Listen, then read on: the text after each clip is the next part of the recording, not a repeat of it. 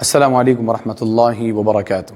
الحمد للہ وحدہ والصلاة والسلام علی من لا نبی بعدہ واشہد ان لا الہ الا اللہ وحدہ لا شریک لہ واشہد ان محمدا عبدہ ورسولہ اما بعد۔ محترم مشاہدین، آپ اس مسجد کو دیکھ رہے ہیں، میرے پیچھے بیک گراؤنڈ ہے مسجد کا، یہ مسجد کی تصویریں ہیں۔ الحمدللہ اللہ رب العالمین کے فضل اور اس کی توفیق کے بعد آپ لوگوں کے دیے ہوئے تعاون سے اس مسجد کی زمین خریدی گئی اور اس مسجد کی تعمیر کی گئی۔ الحمدللہ مسجد کے ذمہ داران نے بہتر سے بہتر بنانے کی کوشش کی، ہر سہولیت مسجد کے اندر رکھنے کی کوشش کی۔ انشاءاللہ آپ لوگوں کا جو بھی تعاون رہا ہے، اللہ سبحانہ و تعالی آپ کے ہر تعاون کو شرف قبولیت عطا فرمائے، آپ کے لیے ذریعہ نجات اور ذخیر آخرت بنائے۔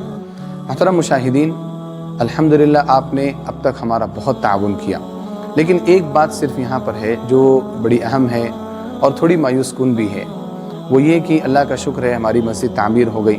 مسجد میں تقریباً 1.5-2 سال سے نمازیں چل رہی ہیں، یہ دوسرا رمضان المبارک ہے کہ ہم اس مسجد میں تراویح ادا کر رہے ہیں اور دوسرے علمی دروس سے ہم استفادہ کر رہے ہیں، یہ دوسرا رمضان المبارک ہے۔ لیکن مشکل کیا ہے کہ ابھی تک مسجد کی زمین کا جو پیسہ ہے وہ مکمل طور پر ادا نہیں ہوا ہے۔ 1,02,00,000 روپے کی زمین تھی۔ اللہ کا شکر ہے الحمدللہ پورا اماؤنٹ ختم ہو چکا۔ جن لوگوں نے بھی قرض حسن دیا تھا ان کے قرضوں کو واپس کر دیا گیا، لیکن بس ایک چیز رہ گئی۔ ایک خاتون ہے جنہوں نے 8 تولہ سونا اپنا انہوں نے مسجد کے لیے دے دیا تھا، مسجد کی زمین کے لیے دے دیا تھا، بس ان کا ایک قرض ہے جو مسجد کے ذمے باقی ہے۔ اب خاتون الحمدللہ صبر والی ہیں، شکر والی ہیں، وہ گزارش کرتی ہیں لیکن فورس نہیں کرتی، زبردستی نہیں کرتی ہیں، لیکن اس کا یہ مطلب نہیں ہے کہ ان کے دیے ہوئے قرض کو ادا نہ کیا جائے۔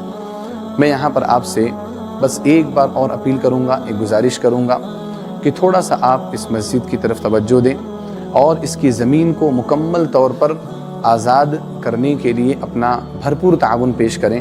آپ کا تھوڑا تھوڑا تعاون اس اماؤنٹ کو اور اس گولڈ کو ادا کرنے کے لیے کافی ہو جائے گا۔ 8 تولہ سونا ہے اور آپ کو معلوم ہے کہ اگر ہم پیسے میں اس کو ادا کرنے جائیں گے تو سونے کا جو ریٹ ہے وہ دن بدن بڑھتا چلا جا رہا ہے اور دن بدن بڑھنے کی وجہ سے مسجد کے اوپر قرض بھی بڑھتا چلا جائے گا۔ تو جتنا جلدی اس کو ادا کر دیا جائے اتنی جلدی ہمارے لیے بھی سکون ہوگا اور آسانی سے ہم اس پیسے کو ادا کر سکیں گے۔